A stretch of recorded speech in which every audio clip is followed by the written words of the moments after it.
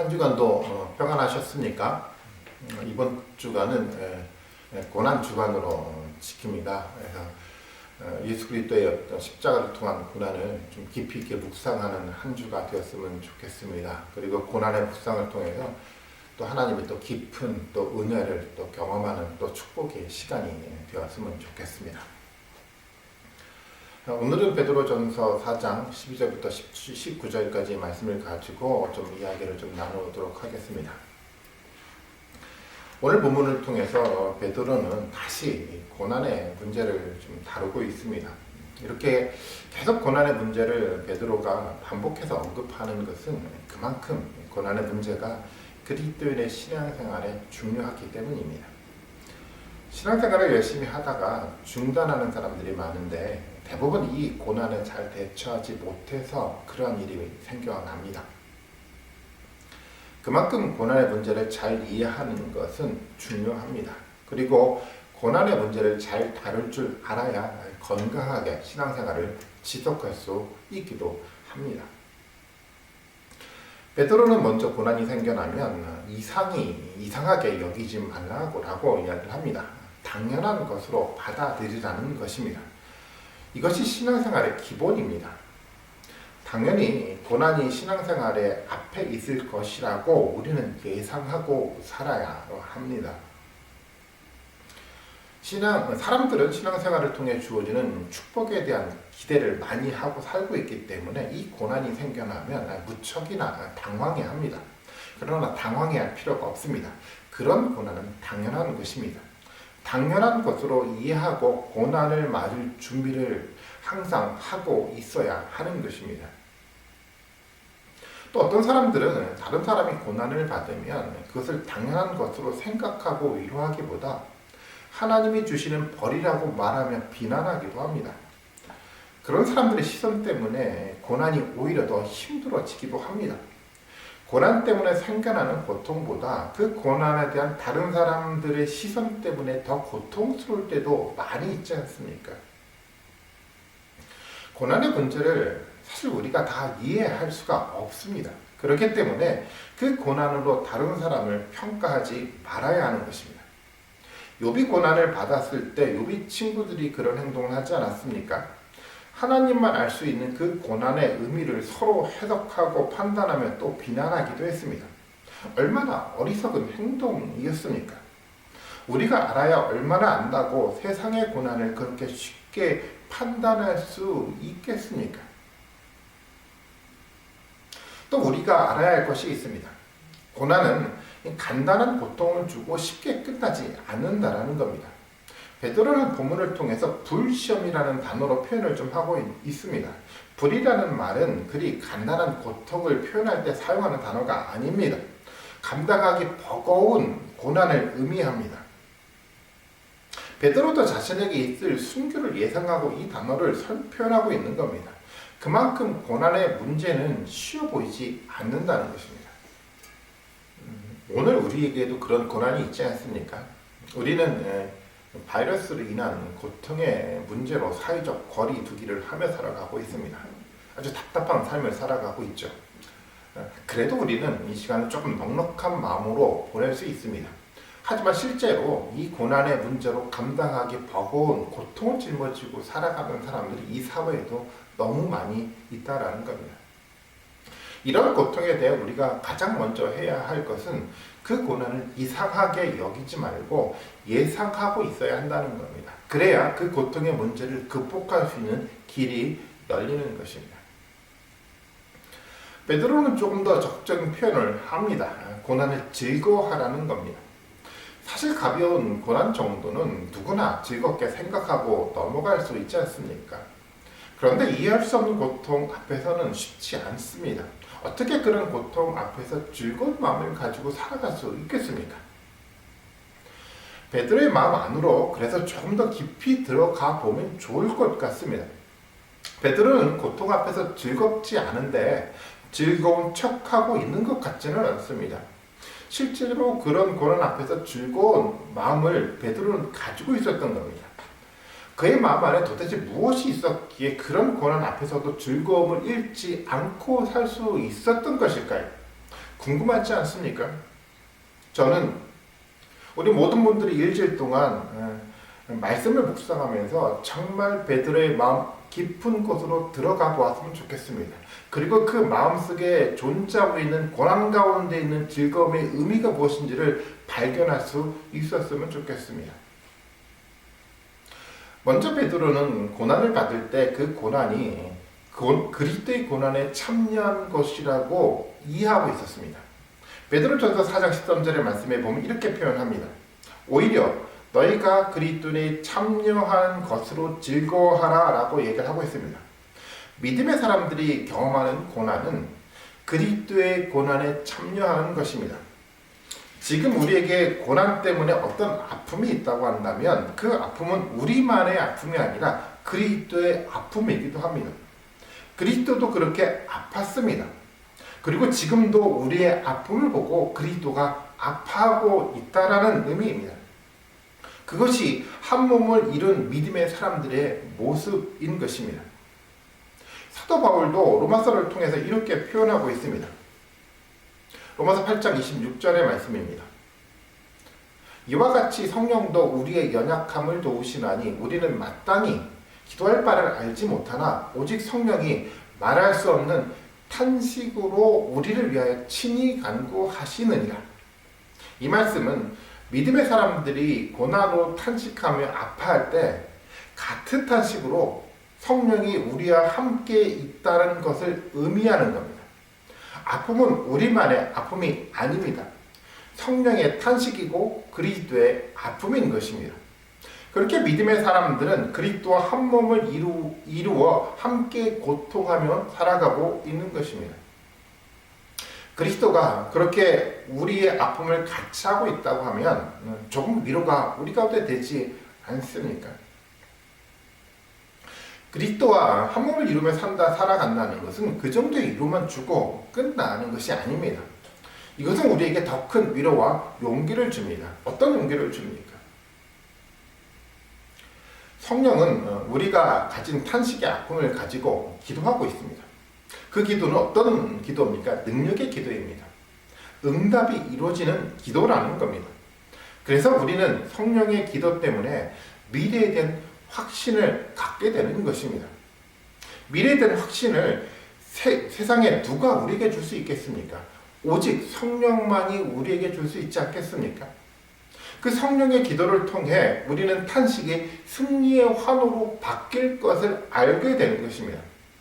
그래서 현재의 고난 속에서 미래에 이루어질 영광을 보고 즐거워할 수 있게 되는 것입니다. 성령이 그것을 우리에게 보증해주고 있습니다. 베드로는 이렇게 그리스도와 한 몸을 이룬 사실을 마음 깊이 인식하고 있었습니다. 그리고 그것으로 인한 미래의 승리에 대한 확신을 또한 가지고 있었습니다. 그러기에 베드로가 고난을 즐거워할 수 있었던 것입니다. 초대교회가 세워질 때 서머나 교회 감독이었던 그 폴리갑이라는 사람에 대한 이야기가 있습니다. 나이든 폴리갑이 잡혀서 원형 경기장에 끌려갔습니다. 당시 지방 총독은 그 화형대 앞에서 그에게 가이사에게 향을 바치라고 재촉을 했습니다. 이렇게 이야기를 합니다. 맹세를 하라고. 그러면 풀어주겠다. 그리스도를 저주하라. 라고 지방 총독은 말했습니다. 이 말 앞에 폴리갑은 주저함 없이 대답을 했습니다. 이렇게 대답을 합니다. 86년간 나는 그분을 섬겨왔어. 그리고 그분은 한 번도 나에게 어떤 해도 끼친 일이 없어. 내가 어떻게 나를 구원하신 나의 왕을 모독할 수 있단 말이오. 그 말을 하고 폴리갑은 화형대에 묶어서 풍성하게 받으실 만한 제물로 주님께 받아들여지기를 바라며 기도했습니다. 그리고 나서 화형을 당했습니다. 아니, 어떻게 화형대 앞에서 그렇게 당당할 수 있었을까요? 십자가에 달린 그리스도와 한 몸을 이루고 있다는 인식과 그 고통의 끝에 있을 승리에 대한 확신이 그를 지키고 있었기 때문에 가능한 것이었습니다. 우리는 어떻습니까? 베드로는 고난 앞에서 즐거워하는데 우리는 그렇지 못합니다. 왜 그럴까요? 베드로가 가진 믿음과 우리가 가진 믿음 사이에 차이가 있기 때문일 것입니다. 그 차이는 이것입니다. 첫째는요, 그리스도 한 몸을 이룬 사실을 베드로처럼 마음 깊은 곳에서 인식하지 못하고 있기 때문이고, 둘째는 성령의 탄식의 기도를 통해서 미래의 승리를 믿음으로 보지 못하고 있기 때문일 것입니다. 그래서 오늘 우리는 고난 속에서도 즐거워할 수 있는 그런 믿음을 갖기 위해서 베드로의 마음에 있는 그 확신을 깊이 묵상해 보아야 합니다. 특별히 이번 주간은 그 부활절 앞에 있는 고난 주간입니다. 그리스도의 고난을 묵상하면서 베드로 안에 있는 고난에 대한 깊은 태도도 묵상해 보십시오. 그 묵상을 통해 우리 모두가 정말 고난의 즐거움을 발견했으면 좋겠습니다. 고난을 통해 즐거워야 할 이유가 또 있습니다. 고난이 우리를 성숙한 사람으로 연단시킨다라는 겁니다. 누구나가 다 이제는 성숙한 모습으로 살고 싶다는 생각을 하게 되지 않습니까? 그 이야기는 그것은 성숙하지 못한 자신의 실제 모습을 알고 있기 때문에 그렇습니다. 사람들은 나이가 들면 성숙해질 것이라는 기대를 갖고 삽니다. 그런데 절대 그렇지 않습니다. 나이가 들면 세상에 익숙해질 뿐입니다. 익숙함과 성숙함은 다릅니다. 익숙함은 시간의 흐름을 통해서 만들어지지만 성숙함은 고난의 연단을 통해서 만들어지는 것입니다. 물론 고난을 받는다고 다 성숙해지는 것은 아닙니다. 고난을 통해 하나님을 깊이 알아가야 성숙해지는 것입니다. 하나님을 알지 못하는 고난은 그야말로 정말 의미 없는 개고생입니다. 그러기에 고난의 때에 더 하나님의 말씀을 깊이 묵상해야 합니다. 그래야 고난의 가치가 우리 앞에 나타나는 것입니다. 말씀 묵상을 해야 고난의 의미를 깨닫게 되는 겁니다. 말씀 묵상을 해야 진짜 자신의 모습을 보게 됩니다. 자신의 모습을 볼 수 있어야 변화의 결단을 하게 되지 않습니까? 그런 변화가 성숙으로 우리를 이끌어가는 것입니다. 그런데 고난을 통해서 성숙해질 수 있는 기회가 오면 사실 많은 사람들이 그 고난에 당황해하며 오히려 하나님의 말씀을 멀리하는 경우가 많습니다. 그때가 기회라는 것을 알지 못하고 있는 것입니다. 그 기회를 놓치면 성숙함의 길을 찾지 못하게 됩니다. 그렇게 고난이 오면 그 기회를 놓치지 말고 그 시간에 말씀을 진지하게 묵상하고 그 말씀을 통해서 하나님을 알아가십시오. 그러면 우리 모두가 성숙한 모습으로 자라가게 될 것입니다. 또 그렇게 자라가야 성숙한 교회도 세워지는 것입니다. 그렇기 때문에 교회도 고난을 두려워하거나 고난을 부끄러워하지도 말고 적극적으로 그 고난을 준비하고 있어야 합니다. 성숙해져야 흔들림 없이 세상을 살아갈 수 있는 것입니다. 혼돈 속에서도 행복을 잊지 않고 살아갈 수 있게 됩니다. 그렇지 않습니까? 세상의 단순한 즐거움은 부와 권력을 통해서도 얼마든지 경험할 수가 있습니다. 하지만 진정한 행복은 성숙한 사람이 되어야 경험할 수 있는 것입니다. 그런 행복이 바로 고난을 통해 주어진다는 겁니다. 어떻습니까? 연단의 과정을 거칠 때마다 성숙해가는 우리의 모습을 생각해 보면 고난이 즐거움으로 우리 가운데 다가오지 않겠습니까? 세상의 즐거움을 찾기보다 그리스도를 통해 오는 평안, 즉 행복을 찾아야 하지 않겠습니까? 그렇다면 고난을 준비하십시오. 베드로는 16절에서 더 고난에 대한 의미를 진전시켜 나갑니다. 베드로전서 4장 16절의 말씀을 좀 보겠습니다. 만일 그리스도인으로 고난을 받으면 부끄러워하지 말고 도리어 그 이름으로 하나님께 영광을 돌리라. 고난이 있으면 부끄러워할 필요가 없습니다. 다른 사람들의 시선에 위축될 필요도 없습니다. 오히려 하나님께 감사하며 영광을 돌려야 합니다. 베드로의 마음을 들여다보면 이 이야기도 충분히 이해가 됩니다. 고난을 통해서 하나님은 우리에게 보여주는 것이 많습니다. 하나님 나라의 영광도 보여줍니다.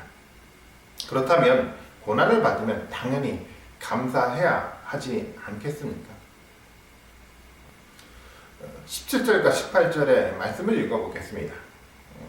베드로전서 17절 18절인데요. 하나님의 집에서 심판을 시작할 때가 되었나니 만일 우리에게 먼저 하면 하나님의 복음을 순종하지 아니하는 자들의 그 마지막은 어떠하며 또 의인이 겨우 구원을 받으면 경건하지 아니한 자와 죄인은 어디에 서리요. 성숙해가는 삶의 끝에 있는 심판에 대한 이야기입니다. 베드로는 복음에 대해 순종하는 사람과 순종하지 않는 사람을 비교하여 설명하고 있습니다. 두 종류의 사람 사이에 어떤 차이가 보입니까? 베드로의 이 이야기는 말라기의 이야기를 전제하고 있는 것 같이 보입니다. 말라기 말씀을 한번 찾아볼까요? 말라기 4장 1절과 2절의 말씀입니다. 만군의 여호가 이르노라 보통 용광로 불 같은 날이 이르리니 교만한 자와 악을 행하는 자는 다 지푸라기 같을 것이라 그 이르는 날에 그들을 살라 그 뿌리와 가지를 남기지 아니할 것이로되 내 이름을 경외하는 너희에게는 공의로운 해가 떠올라서 치료하는 광선을 비추리니 너희가 나가서 외양간에서 나온 송아지 같이 뛰리라. 이 말라기 말씀을 통해서 더 선명하게 베드로의 말씀을 들을 수 있습니다. 악을 행했던 자는 용광로의 지푸라기 같을 것입니다. 용광로는 철을 녹이는 도구입니다. 그 용광로에 지푸라기가 던져지면 그 지푸라기가 어떻게 되겠습니까? 지푸라기는 용광로에 던져지자마자 타버려 아무것도 남지 않게 될 것입니다. 세상에서 악을 행하며 교만했던 그들이었습니다. 세상의 돈과 권력을 가지고 그렇게 자신을 자랑했던 사람들이었습니다. 그러나 하나님의 심판 앞에서 그들의 자랑은 지푸라기처럼 사라질 것입니다. 영원할 것 같아 보였던 돈과 권력은 죄조차 남기지 않고 사라져 버릴 것입니다.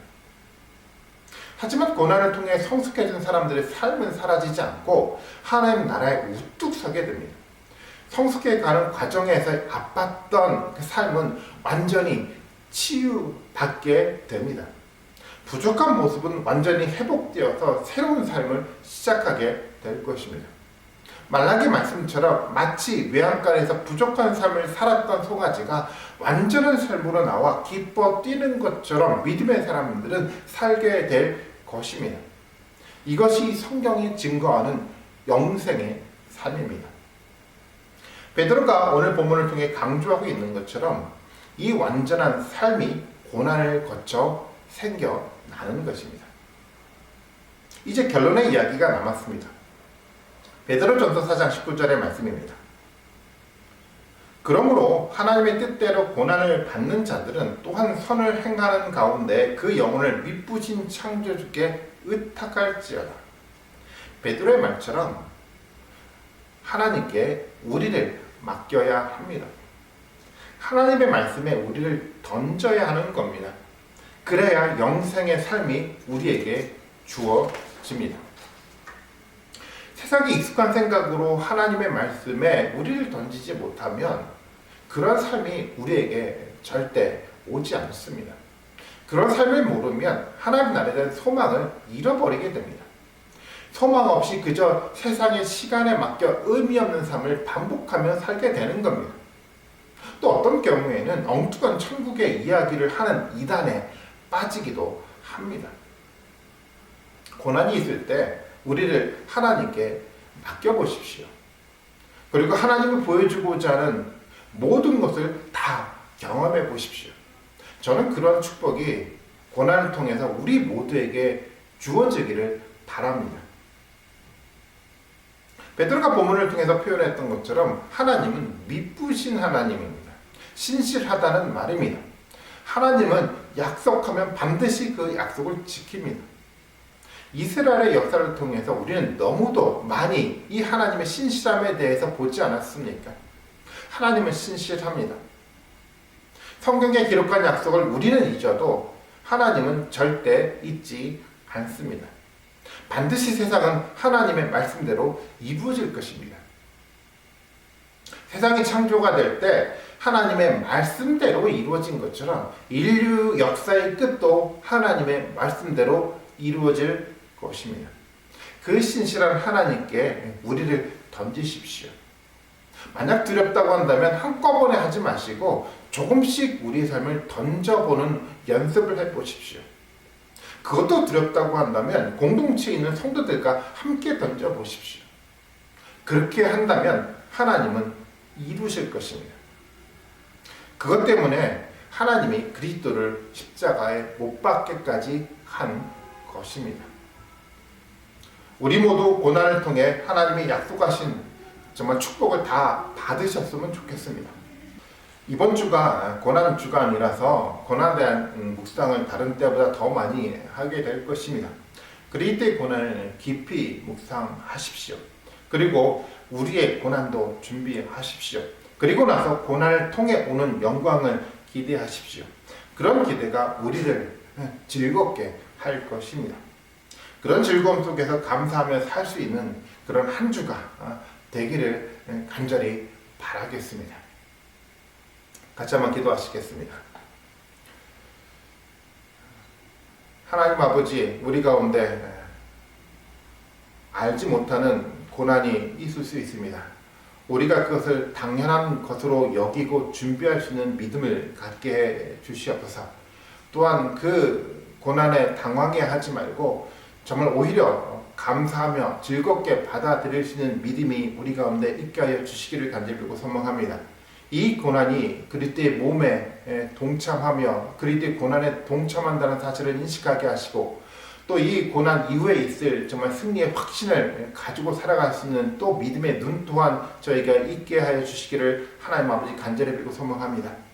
또 고난을 통해서 우리의 연단을 기대하며 살게 하시길 소망하고 연단된 삶의 과정과 그 끝 지점에 하나님의 놀라운 치유와 승리의 역사가 있다는 것도 우리가 인식하며 살아가시도록 하나님 우리를 축복하여 주시기를 간절히 빌고 소망합니다.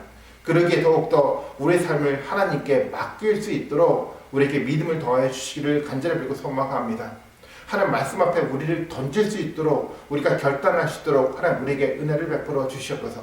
그래서 고난을 통해서 우리에게 다가올 위대한 하나님의 영광을 목도하며 살아갈 수 있는 축복이 우리 가운데 있기를 간절히 빌고 소망합니다. 한 주간 동안 우리는 그리스도의 고난을 묵상하며 살려고 합니다. 이 묵상 속에 주어지는 하나님의 놀라운 은혜가 함께 할 수 있도록 도우시고 이끌어 주시기를 간절히 빌고 나옵고 감사하며 예수님의 이름으로 기도드립니다. 아멘.